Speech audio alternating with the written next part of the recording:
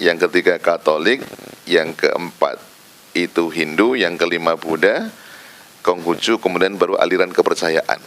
Ini data 2019, bisa kita gambarkan umat Islam di tahun 2019 itu 398.096, kemudian di Kristen itu 1999.000, Katolik 36.000, Hindu 714, Buddha 76.000, Konghucu 1.000, aliran kepercayaan 267. Ini gambaran penduduk.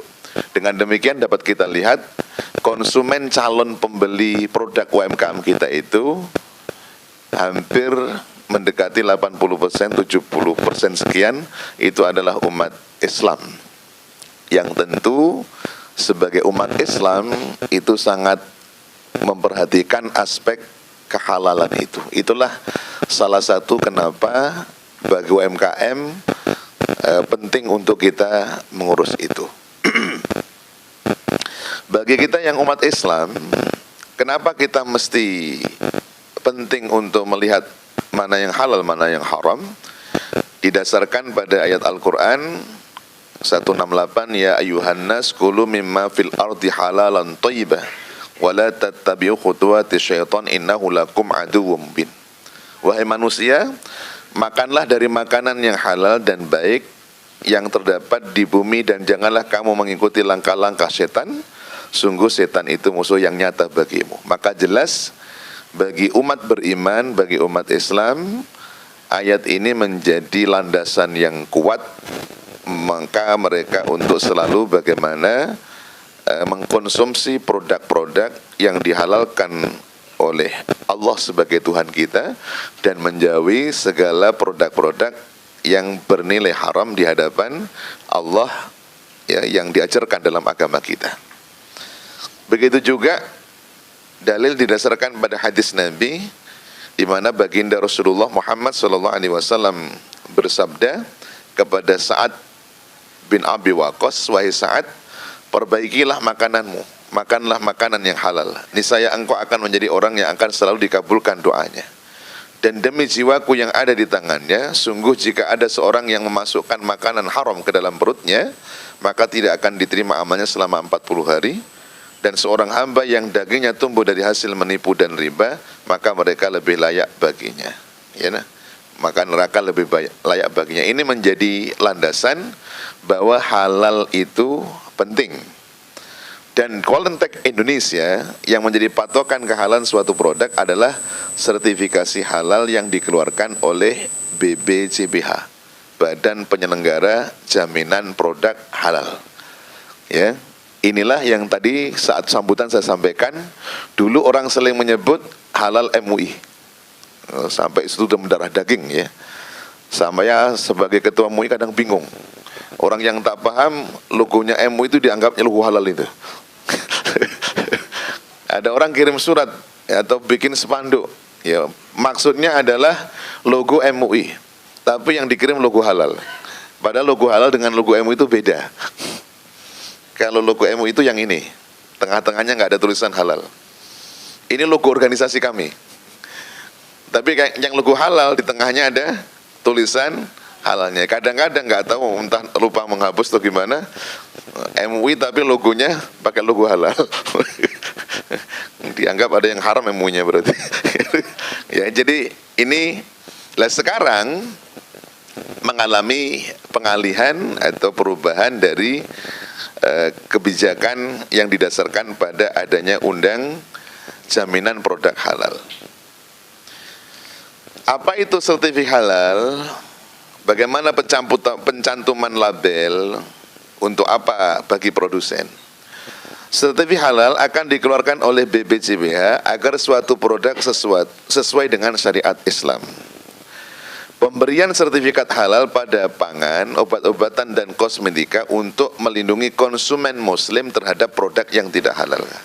Karena pangsa pasar kita itu ceruknya sangat besar umat Islam, maka siapapun yang ingin kompetitif produknya, terlepas yang punya produk itu dia muslim atau non muslim, Maka kalau pengen kompetitif, karena konsumen kita ceruk pasarnya itu banyak muslim, maka sertifikat halal menjadi penting di situ.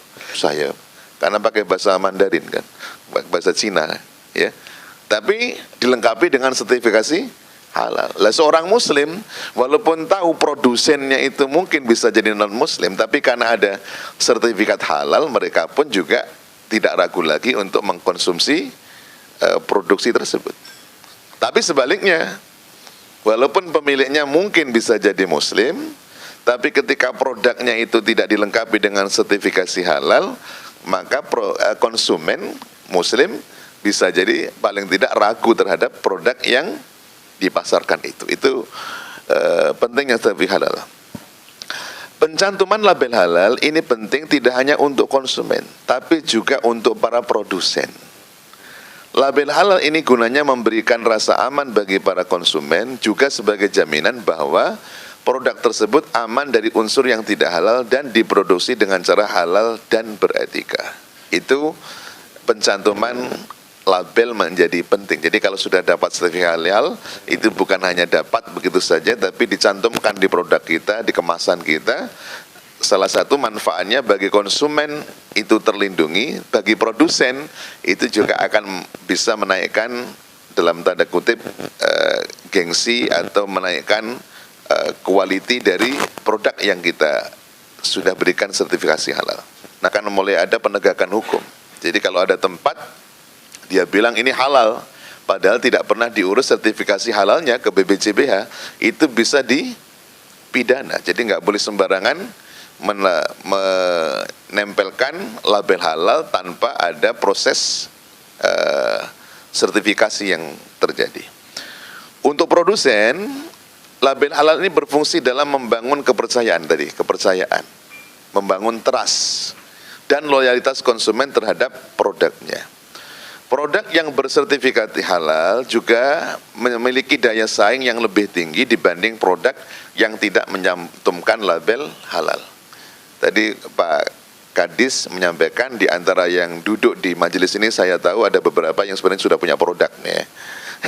Tapi karena dia tahu manfaatnya bahwa produk itu ketika sudah dilengkapi dengan sertifikasi halal itu akan naik gengsi atau naik tingkat, trustnya naik, kemudian bisa berkompetisi, maka ya ketika menambah produk lagi itu juga terus diurus sertifikasinya.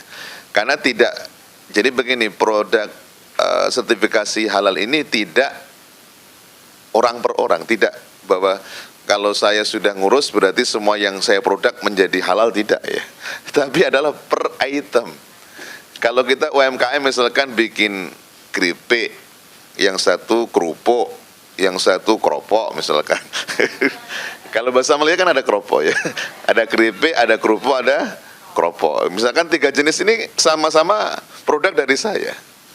Maka tidak berarti kemudian ketika keripik sudah saya urus sertifikat halal, kemudian kerupuk sama keropok ini menjadi halal, tidak ya. Nanti diurus lagi yang jenis keripiknya ini. Ya, yang keropoknya ini semua, jadi masing satu produk itu ada satu identiti pengurusan sertifikat ya. Dengan demikian kalau ditanya apa sertifikat halal ya, bahwa sertifikat halal itu sangat penting karena sertifikasi halal menjadi bukti jika suatu produk makanan tidak mengandung bahan-bahan yang dilarang dalam ajaran agama Islam. Selain itu, sertifikat halal juga menjadi jaminan tentang mutu dan kualitas dari suatu produk ya. Ini pembanding yang tadi yang saya contohkan. Kalau dulu logonya bulat itu, sekarang logo yang terbaru itu adalah yang bentuknya seperti segitiga, seperti gunungan dalam wayang ya. Dan itu jangan disoal, oh ini berarti yang bikin ngada-ngada. Tidak ya. Kalau wawasan kita luas, berbagai macam negara itu logo halalnya memang macam-macam ya. Ya, jadi nggak usah, wah ini mungkin karena yang bikin orang Jawa makanya wayang kulit. Tidak ada kaitannya dengan itu ya. Ya, nanti yang Melayu bikin tandingan, tidak ya. Itu hanya sebagai khasanah budaya. Ya, contohnya kalau kita mau bicara ya, Indonesia kalau disurvei suku paling banyak itu Jawa. Tapi bahasa nasional kita Melayu kan. Sebenarnya kan bahasa Indonesia kan bahasa Melayu yang diindonesiakan sedikit lah, dirubah-rubah sedikit lah. Ya, lah ada mungkin yang tanya, bagaimana dengan produk yang masih pakai logo MUI, yang mungkin masih ada tersisa? Jawabannya adalah logo yang menggunakan logo MUI itu masih bisa berjalan sampai habis masa berlakunya. Jadi kan bisa jadi ada satu produk, di produk dulu pakai logo MUI. Begitu terbit aturan, ya, terbit aturan undang-undang yang baru, ya, masa berlakunya masih ada. Itu masih boleh sampai masa berlakunya habis. Nanti ketika sudah habis, wajib mengganti dengan sertifikat baru yang tentu logonya akan baru. Manfaatnya apa? Manfaat sertifikat halal bagi konsumen. Satu, memberikan ketenangan bagi konsumen. Masyarakat muslim memiliki anggapan produk halal merupakan produk yang paling aman dan nyaman untuk dikonsumsi atau digunakan. Sehingga dengan adanya sertifikat halal, suatu produk akan memberikan rasa keamanan dan kepercayaan bagi konsumen dalam mengkonsumsi produk tersebut. Ini jangan kita anggap remeh ya. Jangan kita anggap remeh. Beberapa kali kejadian produk yang sudah sangat-sangat terkenal, ketika kemudian ada isu tidak halal, itu omset bisa turun drastis. Saya nggak usah sebut karena ini siaran langsung YouTube ya. Saya nggak boleh sebut nama produknya. Tapi ada dulu satu produk penyedap rasa. Masih ingat kasus penyedap rasa? Nggak boleh sebut nama ya.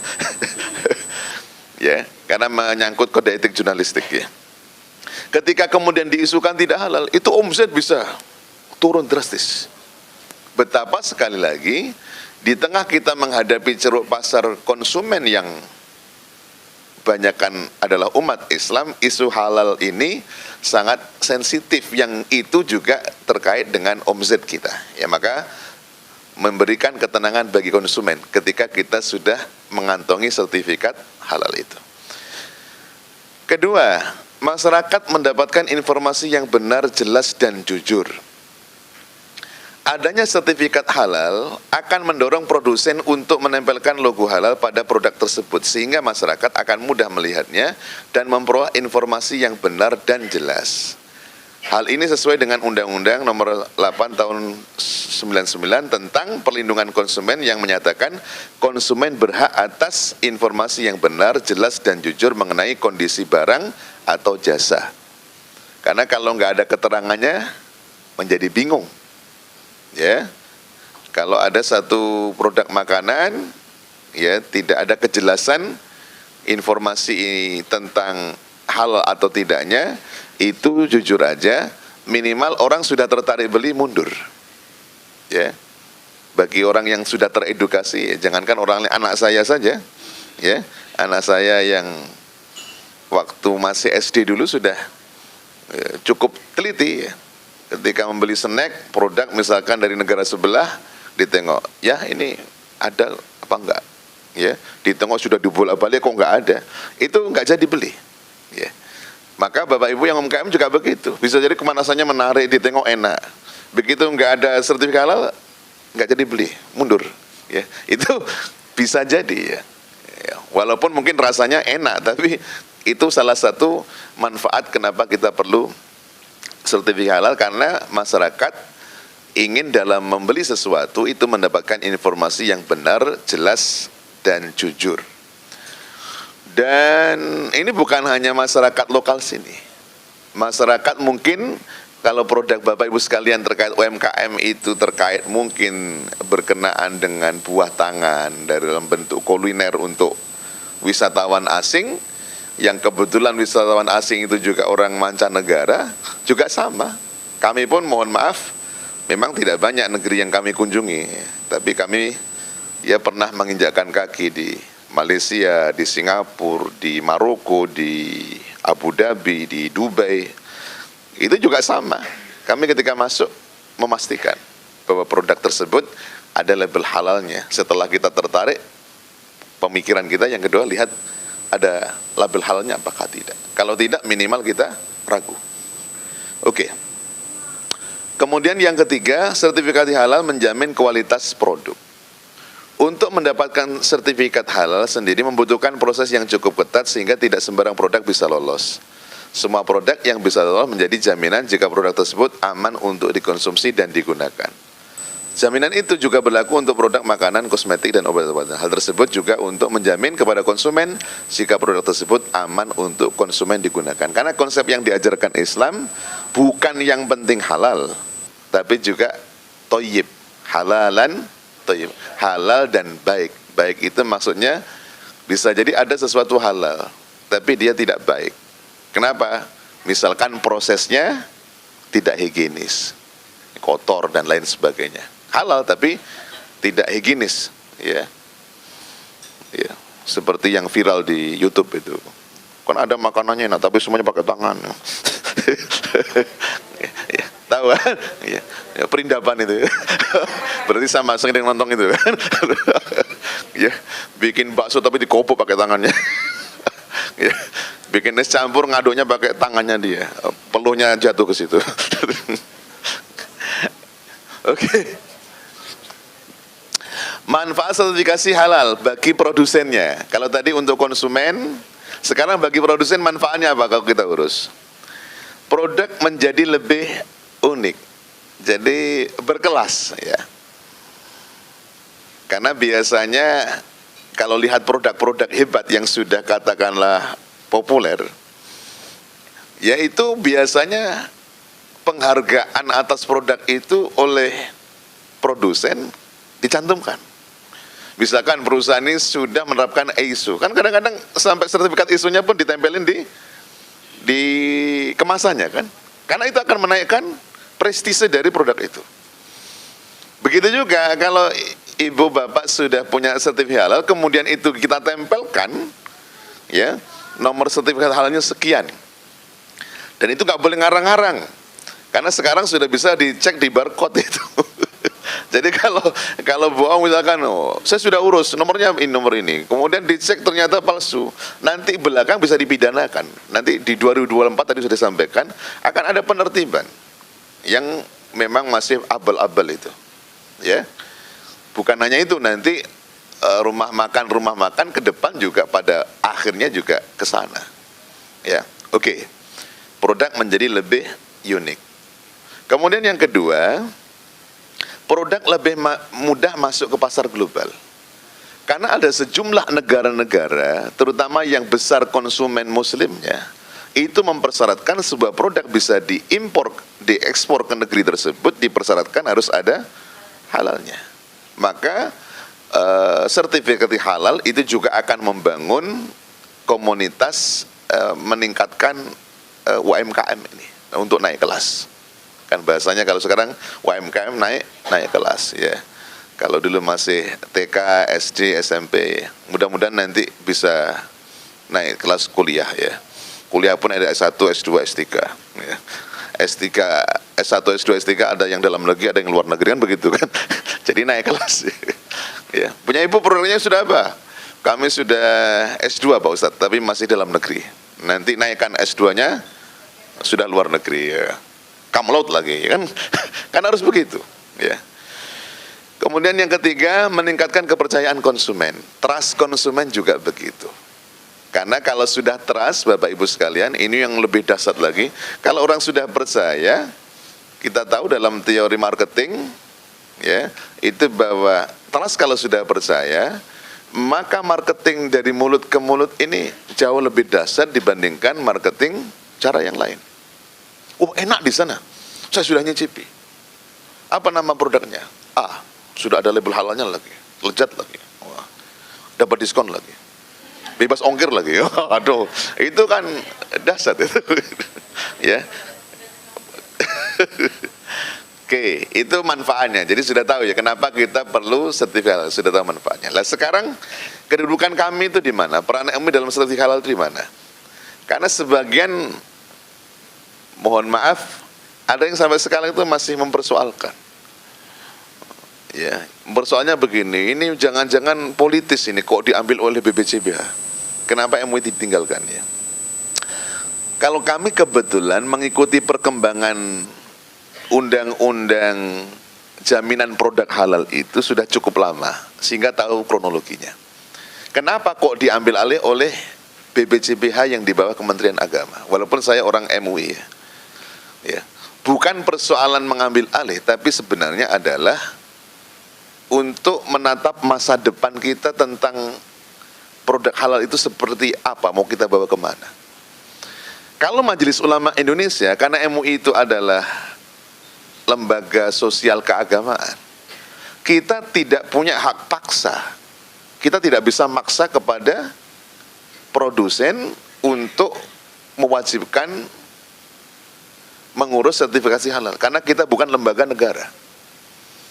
Tapi ketika urusan halal itu sudah direkan kepada badan negara, namanya BPJBH, maka negara punya hak untuk memaksa dengan undang-undang bagi para produsen mengurus sertifikasi halal. Ya, bahkan bisa memidanakan kalau melanggar aturan. Itu kenapa filosofi awalnya begitu. Ya. Lah tapi tetap di Undang-Undang Nomor 33 Tahun 2014, ada cangkrik ya. Di pasal 7 dikatakan bahwa dalam melakukan wewenang sebagaimana dimaksud dalam pasal 6, BPJBH bekerja sama, jadi tidak bisa sendirian ya.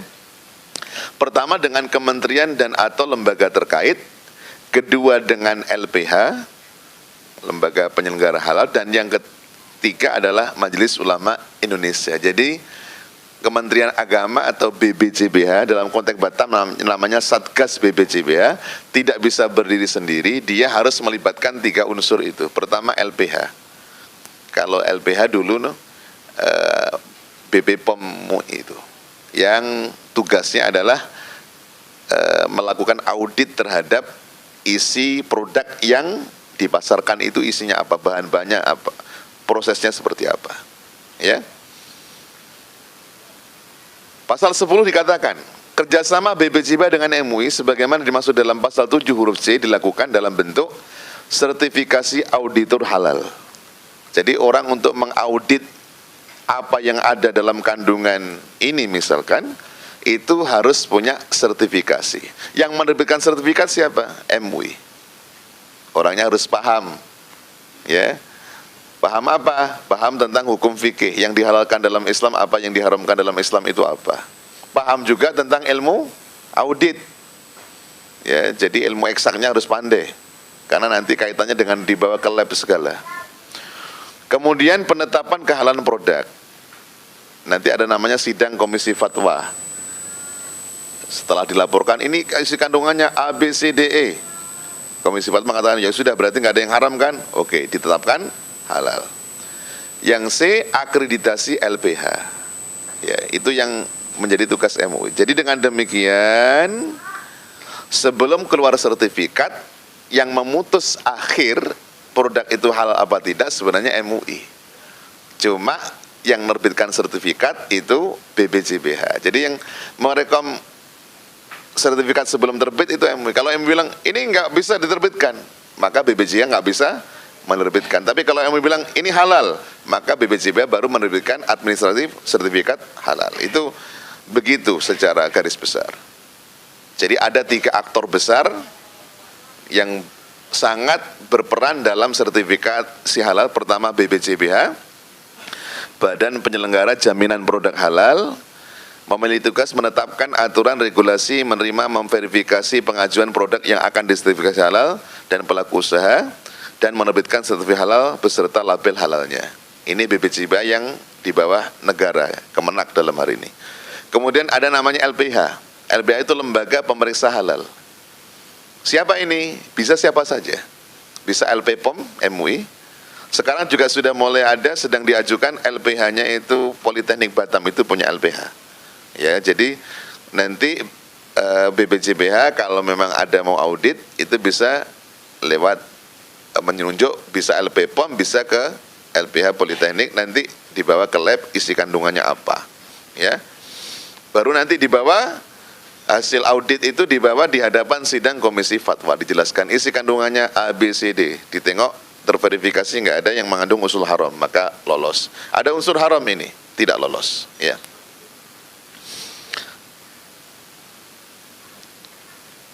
Alurnya seperti ini.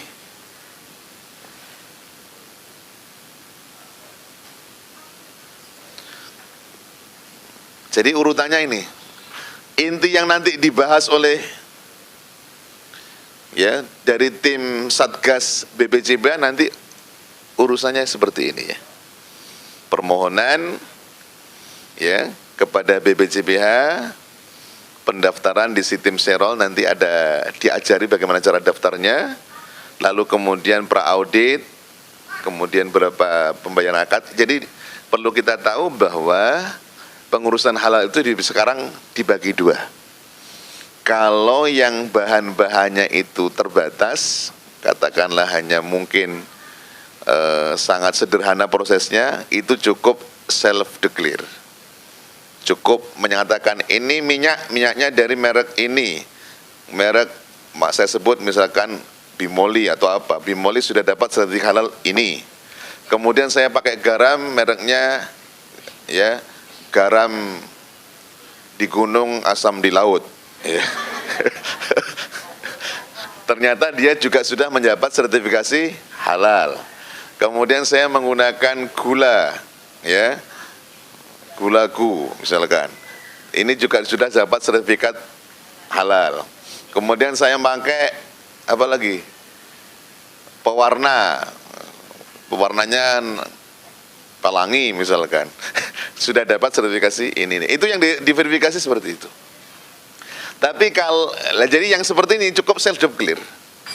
Ya, nanti apa self-declare akan dijelaskan ya. Tapi kalau ibu produknya sudah rumit, punya resto besar, apa? Kami punya resto Jepang. Apa produknya? Pokoknya dari daging Amerika yang terbaik diambil. Kemudian dicincang, dimasukkan. Wah, prosesnya panjang begitu. Nggak cukup self-declare, tapi harus audit. Ya, kalau audit bisa panjang itu, masuk ke lab. Tapi kalau yang kayak tadi itu cukup self-declare. Ya. Dan kita arahnya yang hari ini bisa diproses cepat yang jenis yang pertama tadi. Kalau yang usahanya sudah besar, usahanya itu melibatkan ada ayamnya disembelih macam-macam, ya, maka itu butuh prosesnya cukup panjang, ya. Itu kurang lebih seperti itu, ya. Itu yang harus kita pahami. Jadi rentetannya seperti itu. Setelah itu ada penjadwalan audit, ini yang audit ya. Kemudian pelaksanaan audit, rapat, dibawa ke komisi fatwa baru terbit halal. Ini yang jenis yang kedua. Tapi kalau yang self declare itu lebih murah, lebih sederhana. Oke. Ini tadi yang tanya, apa sudah benar ada sertifikat halal laundry itu? Saya nggak omong kosong ya. Jadi sudah ada, Pak. Ini saya contohkan, ini ada salah satu rumah sakit yang ada di Lamongan, Rumah Sakit Muhammadiyah, itu punya usaha laundry, laundrynya rumah sakit, itu sudah dapat halal asuransi sistem status.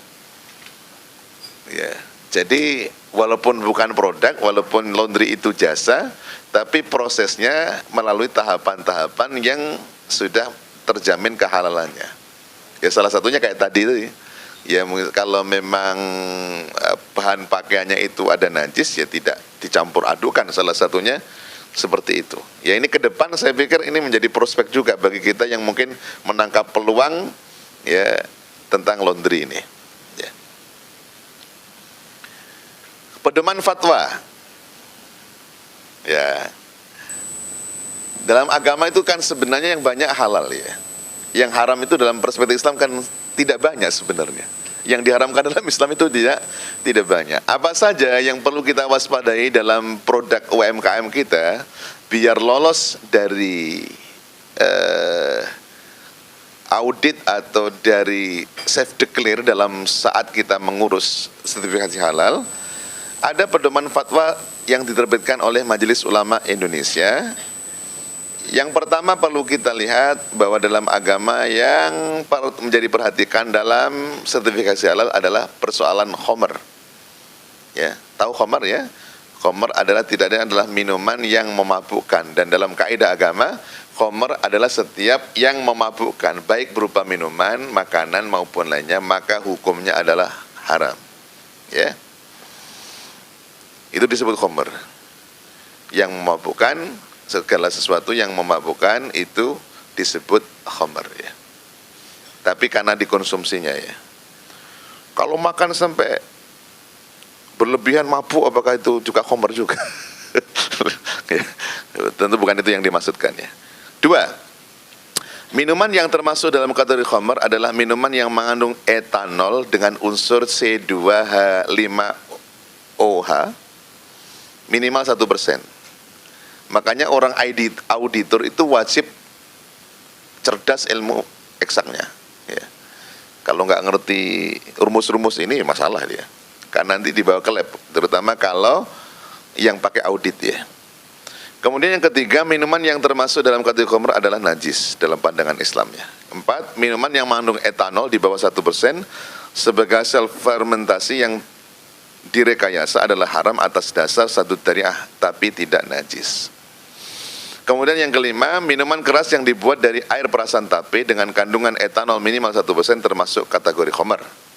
Tapi sebaliknya, tape dan air tape tidak termasuk khamr kecuali apabila memabukkan. Mungkin ada tape, ada yang usahanya kaitannya dengan tape. Ya. Apa kalau bahasa orang Melayu apa? Tape-tape ya. Kalau orang Sunda apa nyebutnya? Peyem ya. Ya pokoknya bendanya itu ya.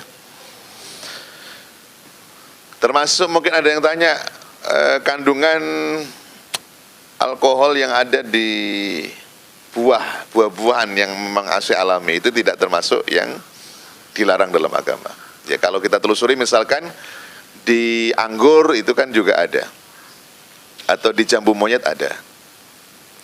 Komponen yang dipisahkan secara fisik dari fossil oil yang berasal dari khamr dan direaksikan secara kimiawi sehingga berubah menjadi senyawa baru, hukumnya halal dan suci. Istihalah ya.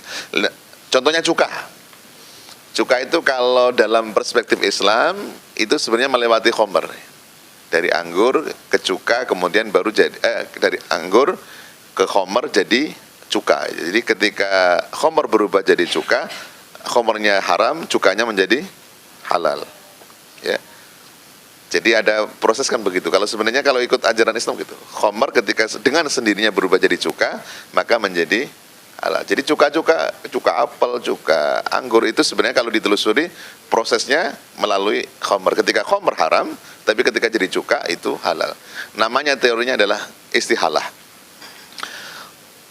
Itu cuka yang berasal dari khamr baik terjadi dengan sendirinya maupun dengan rekayasa hukumnya halal dan suci. 9, ragi yang dipisahkan dari proses pembuatan khamr setelah dicuci sehingga hilang rasa, bau dan warnanya khamrnya hukumnya halal dan suci. Raginya ya. Ini berkenaan dengan khamr. Yang kedua, berkenaan dengan etanol, fossil oil, ragi dan cuka. Etanol yang merupakan senyawa murni yang bukan berasal dari industri khamr adalah suci. 2, penggunaan etanol yang merupakan senyawa murni yang bukan berasal dari industri khamr untuk proses produksi industri pangan hukumnya A. Mubah apabila dalam hasil produk akhirnya tidak terdeteksi. B. Haram apabila dalam hasil produk akhirnya masih terdeteksi. Ini yang paling mudah. Waktu COVID kemarin kan kita dianjurkan pakai hand sanitizer. Yang itu juga ada unsur alkoholnya. Pertanyaannya, najis apa tidak kan itu kan, kalau bagi kita yang muslim kan sempat ramai itu ditanyakan. MUI sudah menjawab ya, karena itu pemakaiannya bukan pada aspek makanan maka tidak dikatakan najis, dikatakan haram ya. Sama kalau ada yang tanya bagaimana pemakaian dalam parfum, boleh tidak etanol dalam parfum, karena parfum tidak dimakan kan. Boleh apa tidak? Kan siapa tahu nih ada UMKM apa bikin parfum misalkan ya. Boleh apa tidak ya. Maka dalam perspektif Islam memang ada dua pendapat, tapi MUI cenderung membolehkan. Ya. Karena tidak dalam produk makanan ini. Contoh paling mudah itu ya. Penggunaan etanol yang merupakan senyawa murni yang berasal dari industri khamr untuk proses produksi industri hukumnya haram. Kalau memang sejak awal tujuannya adalah untuk proses pangan, makanan atau minuman, maka menjadi haram. Fosil oil yang bukan berasal dari khamr adalah halal dan suci. Tapi ini ibu nggak wajib tahu, ini urusan auditor. Jadi nggak usah belajar ini urusannya auditor. Tapi paling tidak kita tahu, oh iya, sehingga kita bisa hati-hati. Oh jangan masuklah kalau bisa ini. Ya, kalau ada substitusi artinya pengganti yang lain pakai pengganti yang lain. Tahunya ini sebenarnya ini bukan urusan kita, ini urusannya auditor. Tapi paling tidak kita akan tahu, oh kalau diaudit ini yang akan ditanyakan, ini yang akan diteliti. Makanya kita siapkan dari awal. Kemudian komponen yang dipisahkan secara fisik dari fosil air yang berasal dari khamar hukumnya haram.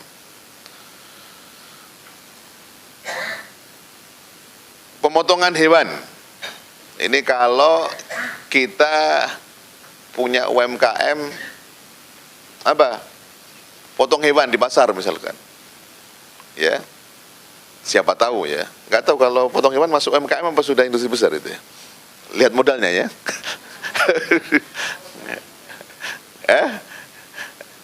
Yang besar ibu, tapi yang di pasar-pasar masih ada juga UMKM. Kan ada yang RPU, rumah potong unggas, yang mungkin omsetnya baru ya masih puluhan juta, tidak sampai besar, kan ada di pasar-pasar itu.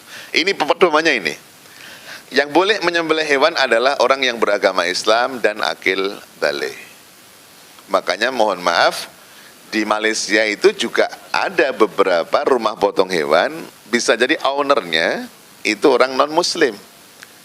Apakah boleh? Boleh, tapi dengan syarat juru sembelihnya harus muslim. Itu sebenarnya bisnis itu rahmatan lil alamin ya, tidak menyekat muslim tidak muslim ya. Yang penting sekali lagi ketentuan bagi yang beragama Islam itu bisa dipenuhi, orang non-muslim bisa masuk ke situ. Saya contohkan di Malaysia, perbankan Islam, Islamic Bank, kalau Indonesia nyebutnya bank syariah, itu justru konsumennya banyak orang non-muslim. Nggak masalah. Ya. Cara penyembelihan adalah sah apabila dilakukan dengan membaca basmalah saat menyembelih, satu. Kedua, menggunakan alat potong yang tajam. Karena penelitian kami di MUI itu, di pasar-pasar itu masih banyak yang nyembelihnya belum benar. Sambil dicekik katanya. Jadi saya contohkan ya, siapa tahu ada yang punya usaha nanti potong ayam ya, potong ayam di pasar. Ini ayam disembelih kadang-kadang hanya sit gitu, belum mati. Kalau ikut aturan Islam itu mestinya ayam itu harus dibiarkan sampai mati sendiri. Ini kadang masih gerak-gerak sudah dilempar ke tong air panas. Itu syubhat. Untuk disertifikasi halal nggak? Syubhat itu tidak jelas kehalalannya. Kenapa? Karena dia mati karena disembelih atau mati kepanasan kena rebus. Ya, siapa tahu ada yang punya nanti rencana punya RPU, punya rumah potong unggas, itu harus diperhatikan. Jadi harus mati sendiri, begitu mati baru boleh dimasukkan ke tong panas itu.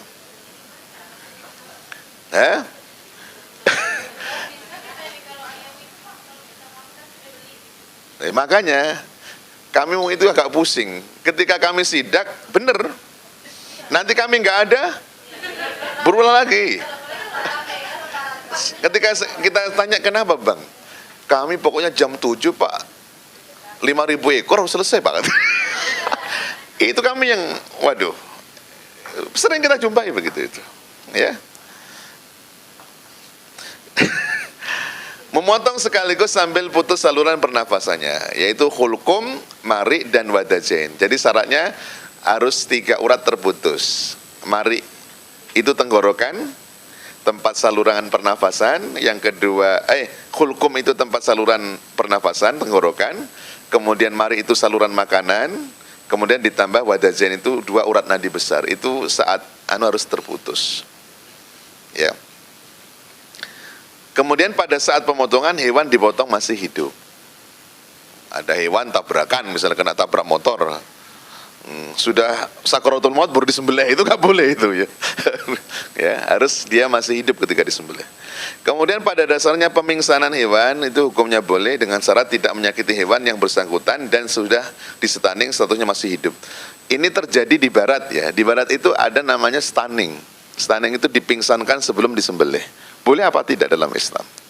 Jawabannya boleh, tapi syaratnya ketat. Salah satunya tidak menyakiti hewan yang di stunning itu. Kemudian 4, pemingsanan secara mekanik dengan listrik, secara kimiawi ataupun cara yang lain dianggap menyakiti hewan, hukumnya dilarang atau hukumnya haram.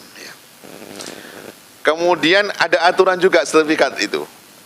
Masalah penggunaan nama dan bahan. Tidak boleh mengkonsumsi dan menggunakan nama dan atau simbol-simbol makanan-makanan yang mengarah kepada kekufuran dan kebatilan. Kan belakangnya ada macam-macam nama aja. Rawon setan gitu. Sekarang ada aturan. Kalau namanya rawon setan akan susah dapat sertifikasi halal itu. Jadi nama sekarang diatur.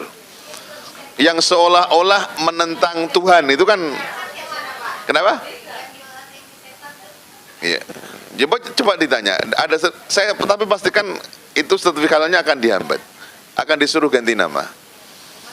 Jadi di satu sisi kita ingin menawarkan halal, tapi namanya nggak mencerminkan ya. Ini sekarang ada aturannya. Makanya sensasi boleh, tapi jangan berlebih lah. Ya misalkan apa, bakso neraka. Hah? Masih boleh lah. Kecuali bakso beranak dalam kubur. Tapi itu urusan kemenak. Kami di fatwanya menjelaskan itu ya. Tidak boleh mengkonsumsi dan menggunakan nama dan atau simbol-simbol makanan minuman yang mengarah kepada nama-nama benda binatang yang diharamkan, terutama babi dan khamar, kecuali yang telah mentradisi dan dipastikan tidak mengandung unsur-unsur yang diharamkan, seperti nama bakso. Kalau asal muasal bakso itu, kalau ada kata bak itu kalau tradisi Mandarin kan sebenarnya mengandung babi kan, tapi kan kita sudah populer nyebut bakso, maka dibolehkan. Kalau masyarakat Jawa itu tape goreng itu namanya rondo royal. Bagi yang Jawa Tengah, Jawa Timur, Jawa Tengah, tape goreng itu bahasa Jawanya rondo royal. Rondo royal kan nggak bagus sebenarnya, tapi sudah mentradisi, itu mungkin tidak masalah ya. Bakmi, bakpia, bakpao, bakwan. Tidak boleh mengkonsumsi dan menggunakan bahan campuran bagi komponen makanan minuman yang menimbulkan rasa aroma flavor, benda-benda atau binatang yang diharamkan, seperti mie instan, rasa babi, ya, bacon, flavor dan lain sebagainya. Kemudian yang keempat, tidak boleh mengkonsumsi makanan minuman yang menggunakan nama-nama makanan minuman yang diharamkan, seperti whisky, brandy, bir dan lain sebagainya. Media pertumbuhan. Ini mungkin yang UMKM yang ada kaitannya dengan proses ya, seperti Yakult yang bahan-bahannya ada proses-proses seperti itu, ada aturan. Mikroba yang tumbuh dan berasal dari media pertumbuhan yang suci dan halal adalah halal, dan mikroba yang tumbuh dan berasal dari media pertumbuhan yang najis dan haram adalah haram. Ini orang pakar kimia yang bisa menjelaskan lebih detail ya. Produk mikrobial yang langsung dikonsumsi menggunakan bahan-bahan yang haram dan najis dalam media pertumbuhannya, baik pada skala penyegaran, skala pilot plant, dan tahap produksi, hukumnya haram. Misalkan apa? Saya tidak tahu, margarin apa yang bahan dasarnya ada dari melibatkan hewan itu. Ya margarin ya. Ya, better. Keju ya, keju misalkan keju, tapi itu mungkin bahan dasarnya dari binatang yang diharamkan, maka ujungnya juga haram. Tapi kalau dari binatang yang halal menjadi halal. Kemudian produk konsumsi yang menggunakan produk mikrobial harus ditelusuri kehalalnya sampai pada tahap proses penyegaran mikroba. Ini yang terjadi pada dulu isu penyedap rasa itu kan begitu. Ada proses di mana melibatkan itu, disinyalir. Ya, yang kemudian menjadi berujung rame itu ya. Keenam, masalah kodok. Tahu kodok? Kata ya. Yang menjadi pertimbangan dalam masalah kodok atau kata adalah faktor lingkungan. Nabi SAW melarang membunuh kodok atau kata, jadi haram membunuh dan memakan kodok atau kata. Mungkin termasuk yang sampai sekarang masih mengharamkan kata ya. Siapa tahu pada usahanya apa? Emping kata, emping kodok ya. Itu nggak akan dapat sertifikasi halal itu. Sate kodok katanya. Ya. Masalah lain. Masalah sertifikat halal yang kadaluarsa. Untuk daging impor batasannya adalah per pengapalan sepanjang tidak rusak. Untuk daging lokal batasannya maksimal 6 bulan.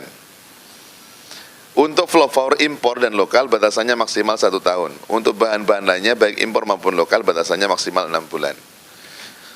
Masalah lembaga servis halal dan luar negeri perlu ada standar, ini usulan kita. Bagaimana kalau daging import? Yang mungkin bisa jadi tidak ada legalitas kehalalannya, ya. Maka kalau dulu rekomendasinya harus ditelusuri ke negara asalnya. Jadi pernah Batam itu dapat import dari Brazil, ya. Waktu itu ketua MU-nya masih Tengku Azhari Abbas, itu pernah diajak ke sana, Pak. Nengok proses yang ada di Brazil sana. Ya kalau kita pandang proses itu halal, maka itu bisa diterbitkan, tapi kalau tidak ya tidak. Masalah menyuci bekas babi atau anjing. Caranya disertu, ya. Dicuci dengan air 7 kali, yang salah satunya dengan tanah, debu, atau penggantinya yang memiliki daya pembersih yang sama. Karena dianggap najis mughaladah kan. Suatu peralatan tidak boleh digunakan bergantian antara produk babi dan non-babi meskipun sudah melalui proses penyucian. Ini bagi yang punya usaha kuliner tapi di food court. Kan jadi food court itu kan macam-macam di situ. Yang kadang-kadang wastafelnya masih kumpul. Kami sudah mendorong pemerintah untuk menertibkan ini karena masih kami temukan itu satu food court yang dijual di sini ayam penyet, tapi wastafelnya kadang-kadang juga piringnya masih kumpul dan dengan yang non halal itu kan. Ke depan harapan kita sudah ada pemilahan mana yang kawasan food court yang halal, mana yang non halal. Kadang-kadang saya ketemu juga agak susah ya kalau ke Nagoya pesen teh obeng tapi gelasnya bir bintang tulisannya. Ya kalau memang itu habis digunakan untuk itu semestinya tidak. Kalau dalam sertifikasi pasti tidak lolos, itu tak boleh. Ya. Ya itu tadi, kalau memang kita punya dugaan keras bahwa di situ dicampur aduk, semestinya kita tinggalkan. Ya. Saya minta izin lagi mengajukan perda itu. Mohon maaf tidak bermaksud kemudian kita eksklusif, tidak. Tapi kalau Bapak Ibu pengen contoh tertib itu Malaysia. Malaysia itu kalau kita ke food court mereka, contoh ke Genting itu, Genting Island itu kawasan kalau ada saudara kita non muslim, ya ditulis saja non halal. Kan itu melegakan hati kita. Kita silakan saja bagi saudara kita, karena itu mungkin tidak masalah baginya, silakan. Tapi bagi yang muslim, biar ada kejelasan ketika masuk. Itu kita sedang susun dalam kerangka apa? Dalam kerangka biar menjaga enak sama enak itu loh. Ya. Saya pernah duduk, Bu. Sudah duduk, begitu disodorkan menu makanan, alamak. Kan akhirnya timbul sama-sama nggak enak ya. Kita yang datang nggak enak karena nggak jadi makan di situ. Yang punya toko pun juga menjadi tidak enak. Tapi kalau ada kejelasan dari awal, itu akan bisa saling enak. Ya, itu yang mudah-mudahan segera diwujudkan. Ini yang self declare ya. Kalau yang tadi itu adalah yang audit, yang rumit ya, yang nanti akan diajarkan selepas materi saya ini. Ya, jadi lebih simpel, lebih banyak kepada kita mendeklar atau deklar itu ya melakukan satu pernyataan bahwa bahan-bahan kita itu tidak ada yang mengandung unsur haram. Itu saja yang dilakukan. Nanti caranya seperti apa, secara prosedural akan dipandu oleh narasumber yang kedua di sesi yang kedua nanti. Syarat awal pengajuan sertifikasi halal untuk yang self declare.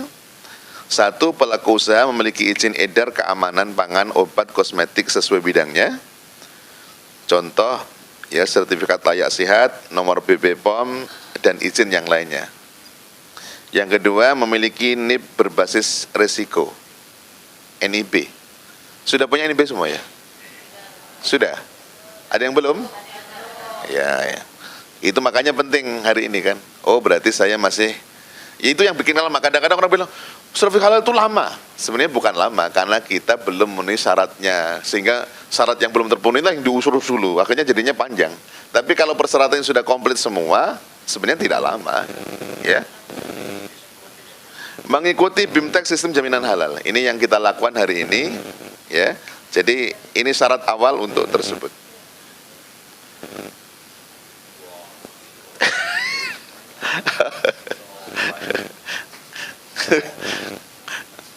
Kamu ini jargon kita ya, karena tadi sudah disampaikan oleh Pak Kadis bahwa UMKM di Batam ternyata didominasi oleh kuliner ya, makanya sertifikasi halal menjadi penting untuk kita lakukan.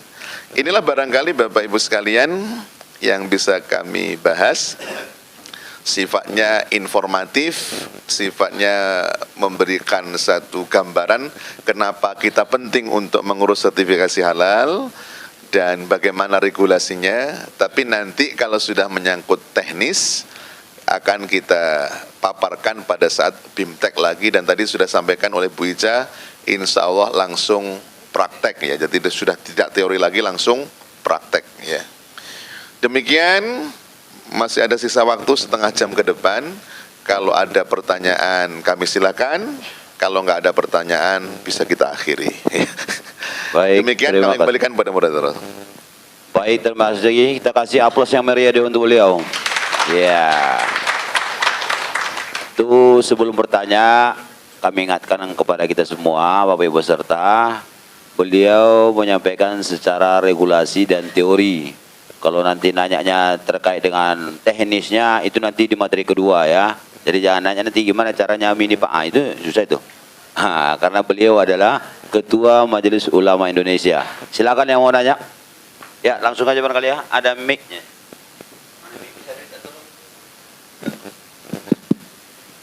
Bapak, kasih mic-nya. Itu. Ini nih Ibu ini. Langsung. Ya, kasih kami. Langsung studio poin Bu.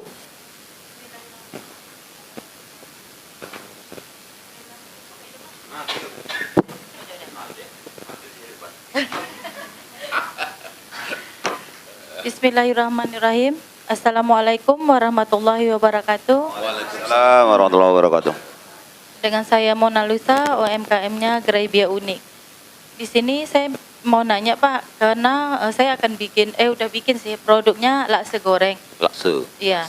Terus kalau mau dibikin halal itu apa karena kan kita prosesnya dari tepungnya, tepung sagunya tepung sagu yang kering, kita bikin mie-nya, baru kita bikin laksa goreng sama laksa kuah gitu.